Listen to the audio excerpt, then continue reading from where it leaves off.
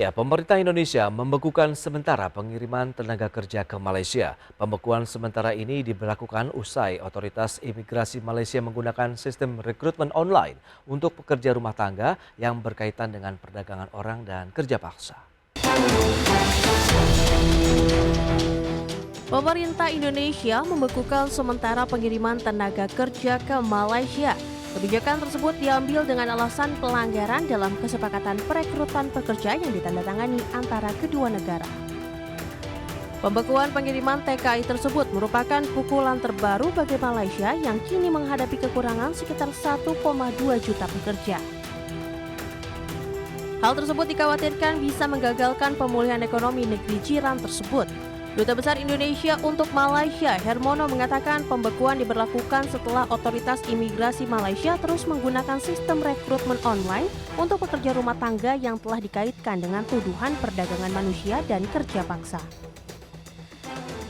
Seperti diketahui pada 1 April lalu, pemerintah Indonesia dan Malaysia menandatangani Nota Kesepahaman atau Memorandum of Understanding atau MOU tentang penempatan dan perlindungan PMI sektor domestik di Malaysia.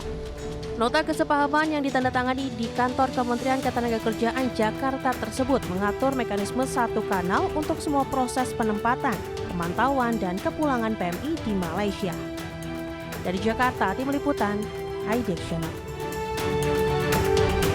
Ya, pemirsa, untuk membahas tema menarik kita hari ini, Indonesia stop pengiriman TKI ke Malaysia, kita sudah tersambung melalui Zoom bersama dengan Bapak Hermono, Duta Besar Republik Indonesia untuk Malaysia. Selamat pagi, Pak Hermono.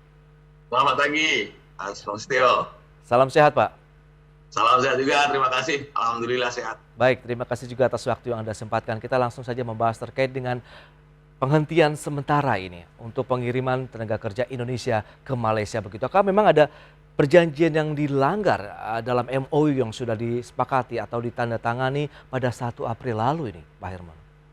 Jadi begini, kita selama ini itu menghadapi masalah banyaknya pekerja kita di Malaysia, terutama yang bekerja di sektor rumah tangga, itu menjadi korban eksploitasi. Terutama gaji yang tidak dibayar sampai bertahun-tahun, ada yang 17 tahun, 12 tahun ya. Dan ini bukan 1, 2 atau 100, 200 orang yang begini. Ini banyak sekali.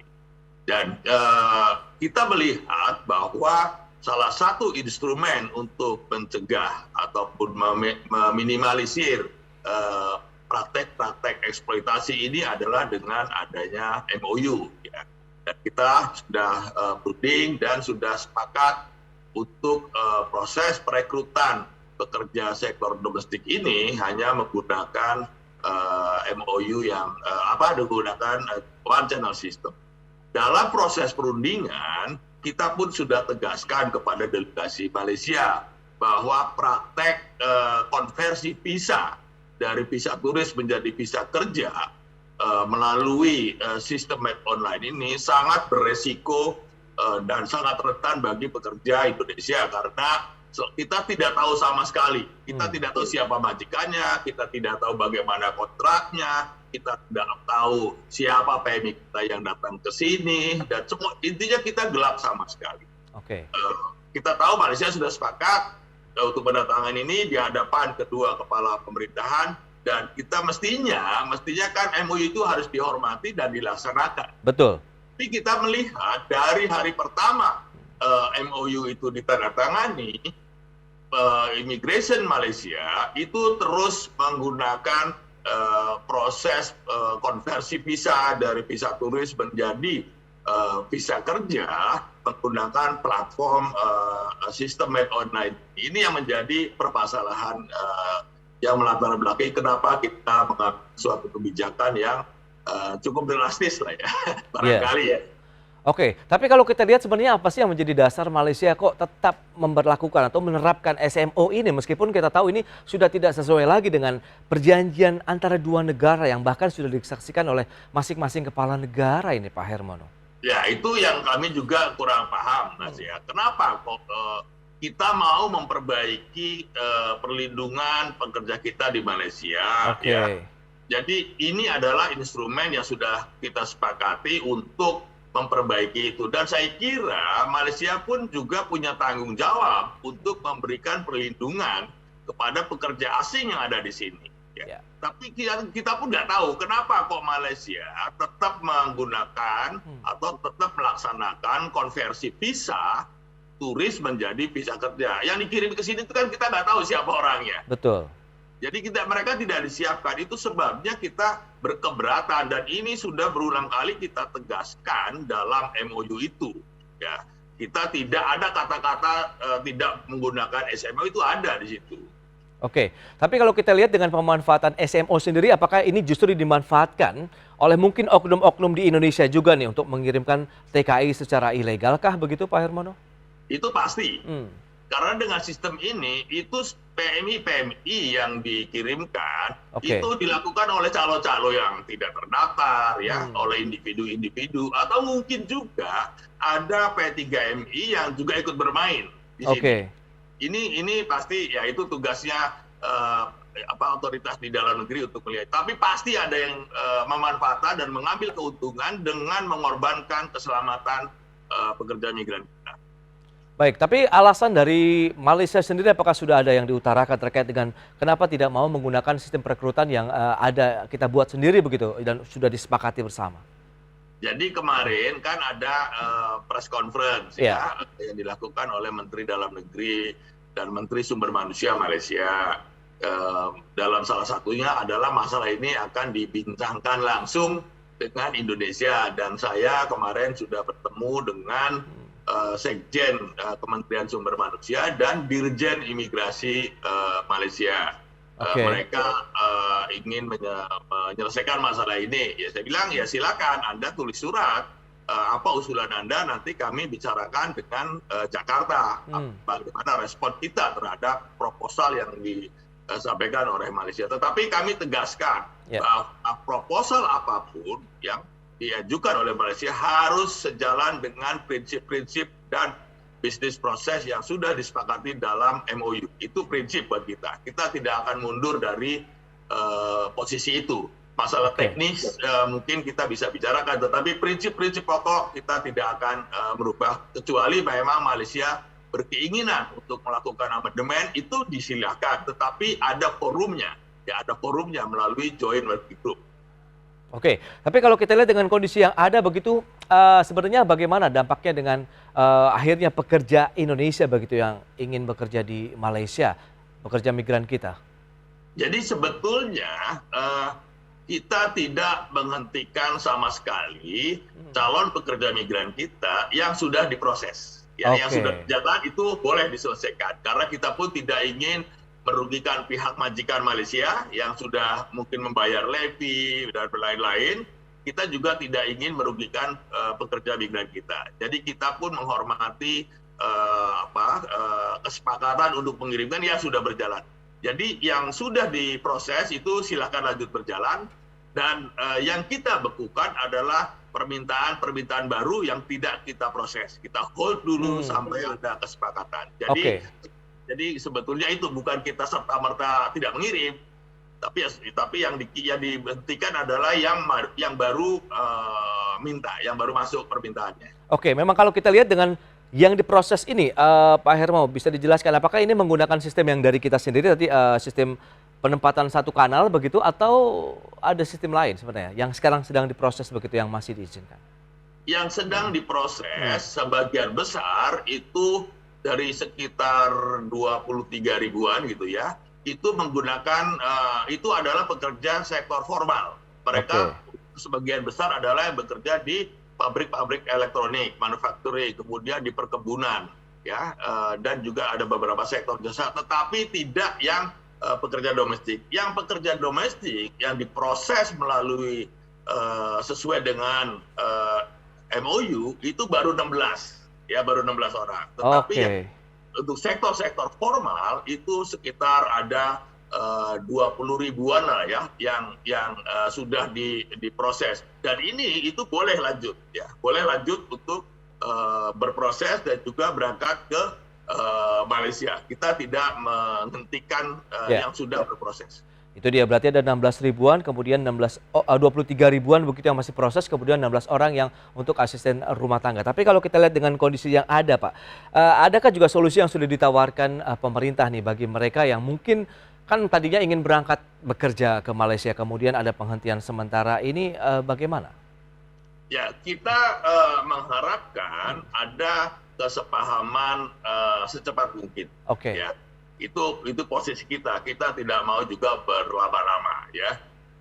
Tetapi tetap bahwa kesepahaman apapun itu harus sejalan dengan MOU itu, ya. Masalah technicalities bisa kita rundingkan, tetapi prinsip-prinsip pokok itu harus dilaksanakan dulu. Kan lucu juga ya, ini belum dilaksanakan tapi sudah minta dirubah, ya harusnya kan pada saat perundingan dong. Iya, iya. 3 bulan dan belum, baru 16 yang diproses, sudah minta perubahan. Kalaupun minta perubahan ya jalankan dulu lah gitu, mungkin 1 tahun atau 6 bulan ada kendala, baru kita bicara. Tetapi tidak dari hari pertama lalu langsung tidak dipatuhi, itu sebetulnya yang menjadi sengketa lah ya. Baik. Kalau kita bicara mengenai kebutuhan dari tenaga migran Indonesia begitu di Malaysia, seberapa besar sih sehingga ini juga menjadi daya tarik nih warga Indonesia untuk bekerja di Malaysia, Pak Hermono? Ya, memang Malaysia saat ini kan memerlukan banyak sekali pekerja migran ya, yang misalnya jumlahnya antara 1 sampai 1,2 juta. Dan Indonesia selama ini kan menjadi pemasok terbesar kebutuhan pekerja migran Malaysia, terutama yang di sektor perkebunan sawit, konstruksi, kemudian juga di manufacturing. Itu memang kita punya peran yang cukup signifikan lah ya. Dan ini yang sebetulnya, kalau yang ini sebetulnya tidak ada masalah. Tetapi kita tidak mau yang ini tidak masalah, tetapi yang kita masalah tidak diperhatikan oleh Malaysia. Ya harus sama-sama dong, harus ada win-win solution dong. Concern kita juga perlu di-address dong, jangan hanya yang menjadi kepentingan Malaysia proses, tapi yang menjadi kepentingan kita juga kita minta diperhatikan juga, karena ini kan manusia harus kita lindungi juga. Masa kan pekerja kita harus tereksploitasi, nggak dibayar bertahun-tahun di zaman sekarang kan ini masuk akal ya. Betul, apalagi mereka ya kita anggap sebagai pahlawan devisa sebenarnya Pak Hermono, yang juga memberikan sumbangsih terhadap negara dengan mereka bekerja di luar negeri, asalkan memang ini benar-benar sesuai dengan prosedur yang ada begitu. Dan bagaimana langkah ke depannya apabila memang ini masih berlaku, sampai kapan Pak bahwa kita akan menghentikan sementara pengiriman pekerja migran Indonesia? Ya, kalau sampai kapannya tentu tergantung kapan kita sepakat untuk duduk bersama dan menyepakati bagaimana proses perekrutan itu dilaksanakan. Kalau besok kita sepakat, besok juga kita cabut. Kan? Baik, tapi kan, itu janji saya, janji kita ya. Kita harus sepakat dulu, kita harus hormati dulu MOU ini. Betul. Baik pemirsa, terima kasih Anda masih bergabung bersama kami dalam Market Review, dan berikut ini kami sampaikan infografik terkait dengan negara tujuan utama dari pekerja migran Indonesia. Ya, data selengkapnya seperti yang bisa Anda saksikan di layar televisi Anda. Ini adalah beberapa negara tujuan utama dari pekerja migran Indonesia. Ada Singapura sekitar 91.000, ini data di tahun 2021, kemudian Hong Kong 281.000 orang, Taiwan 290.000 orang, kemudian Arab Saudi 833.000, dan terbesar memang Malaysia tercatat sekitar 1,62 juta orang ataupun pekerja migran Indonesia. Dan berikutnya kita akan cermati dari jumlah pekerja migran di tahun 2022 yang berasal dari Indonesia. Ini per Mei tercatat ada 11.023 pekerja, kemudian di bulan Juni tahun 2022 ada 15.461 pekerja.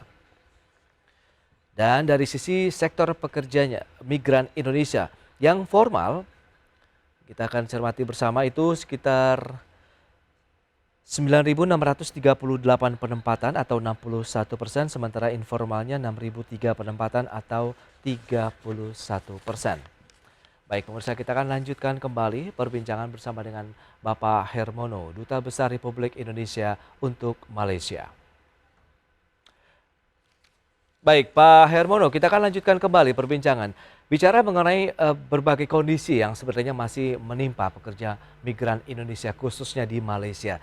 tadi yang sempat tertunda adalah bagaimana dengan niatan, kemudian sikap dari pemerintah Malaysia sendiri untuk menyelesaikan permasalahan tenaga kerja Indonesia tentunya yang berada di Malaysia.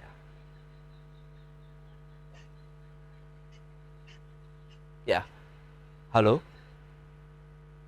Ya, Ya.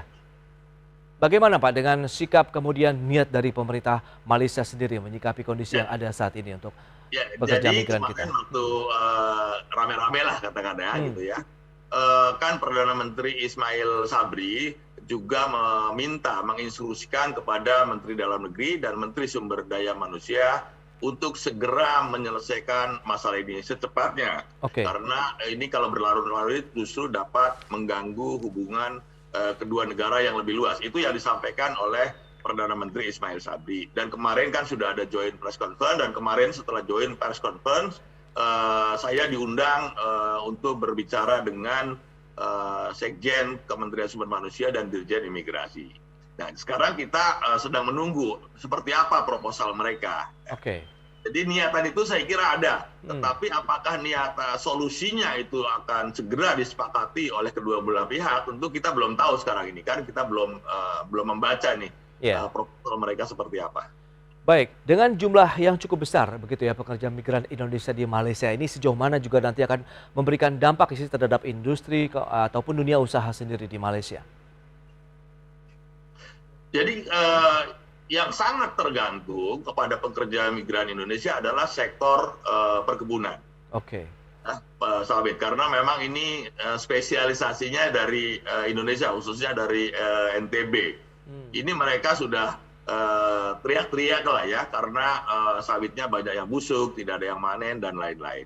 Kemudian sektor manufacturing pun terdampak. Kemarin saya berkunjung ke salah satu pabrik microchip, juga mereka banyak mesinnya yang tidak bisa dijalankan karena tidak ada pekerja. Kemudian mereka juga menyampaikan bahwa sekarang ini untuk memenuhi order-order itu yang tadinya paling lama 2 bulan, sekarang harus sampai 8 bulan baru mereka bisa delivery. Jadi sebetulnya tadi karena kebutuhan tenaga kerja migran di Malaysia kan besar sekali. Tadi ada 1,2 juta menurut sumber resmi dari Kementerian Sumber Manusia. Jadi memang ketergantungan pada pekerja migran di Malaysia itu sangat besar.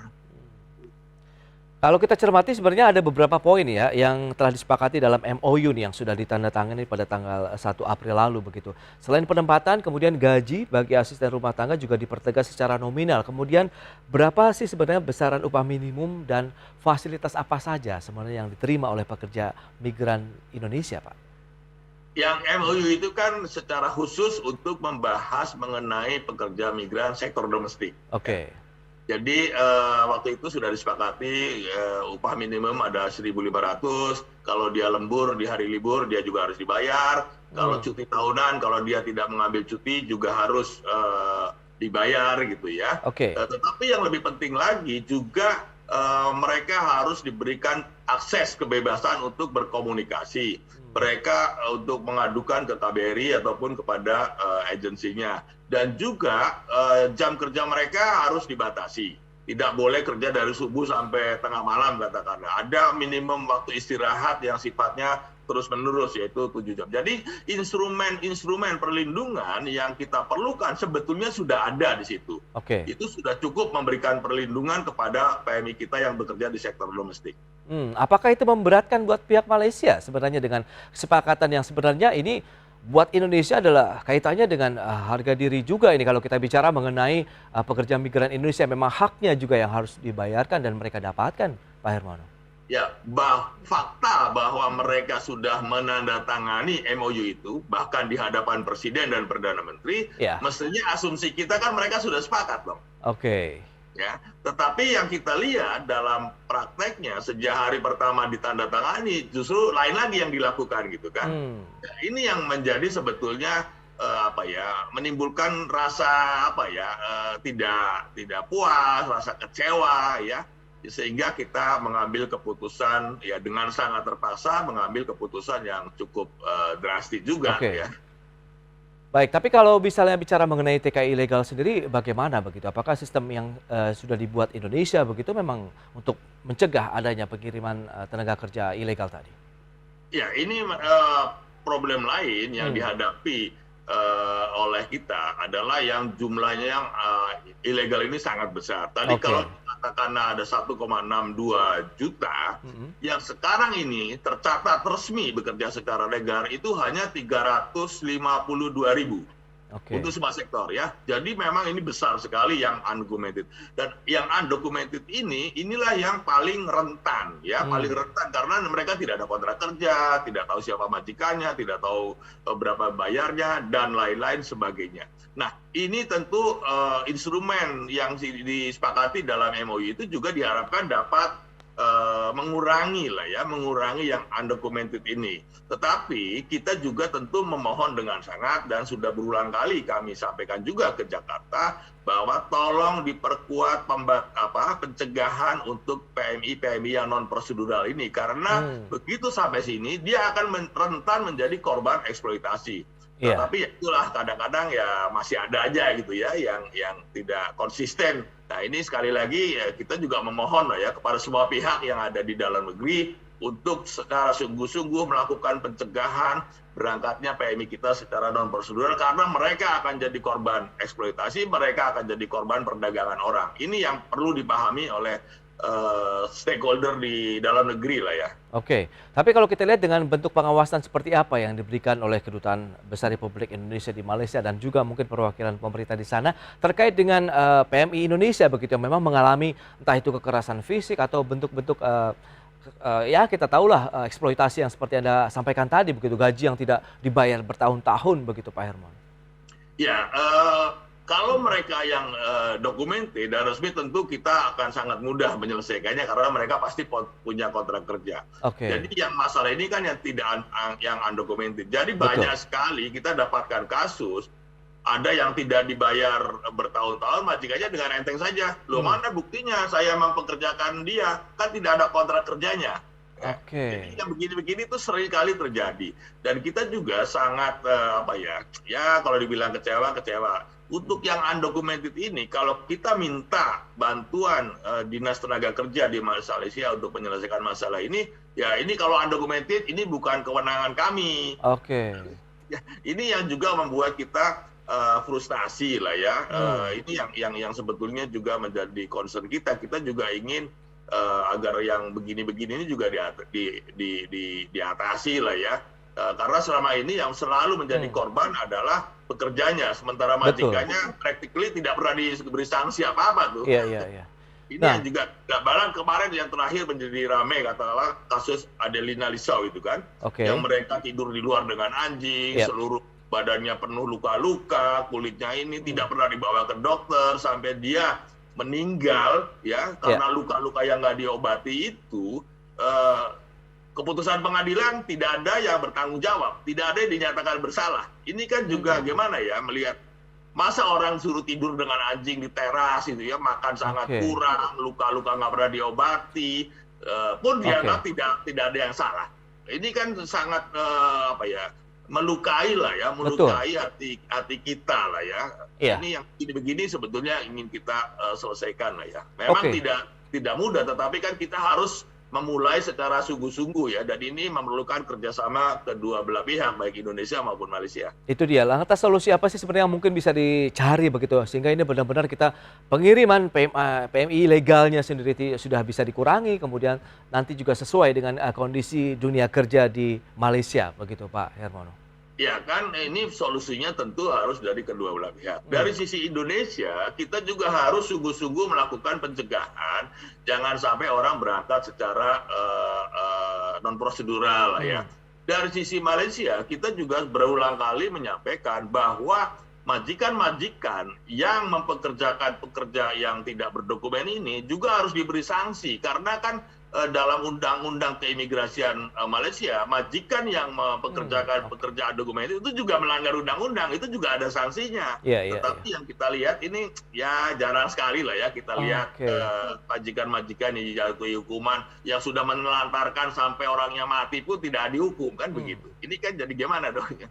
Iya, iya, ya. Semoga ini menjadi solusi juga yang nanti segera dipecahkan begitu dan niat yang sudah disampaikan tadi dari pemerintah Malaysia segera diimplementasikan begitu ya sehingga tadi akan sangat menguntungkan tentunya bagi pekerja Indonesia dan tentunya juga di Malaysia yang memang membutuhkan pekerja migran asal Indonesia begitu ya Pak Hermono. Ya, kita harus mencari win-win solution ya. Dan ini harus secepatnya karena kalau tidak kan dua-dua belah pihak juga akan dirugikan ya. Jadi sekarang ini kembali kepada niat baik ya, goodwill kita untuk bagaimana menyelesaikan ini secara win-win solution ya, dan juga secepat mungkin. Kita siap ya, kita siap kapanpun mereka inginkan, sepanjang itu sudah disepakati, segera segitu juga akan kita cabut larangan ataupun penghentian sementara untuk rekrutan pekerja yang baru. Baik Pak Hermono, terima kasih banyak atas waktu yang Anda sempatkan dan sharing yang Anda berikan untuk pemirsa IDX Channel. Selamat melanjutkan aktivitas Anda kembali dan salam sehat Pak Hermono. Terima kasih. Terima kasih, salam sehat juga Mas. Baik pemirsa, 1 jam sudah saya menemani Anda dalam Market Review. Saya Prasetyo Wibowo beserta kerabat kerja yang bertugas undur diri. Terima kasih dan sampai jumpa.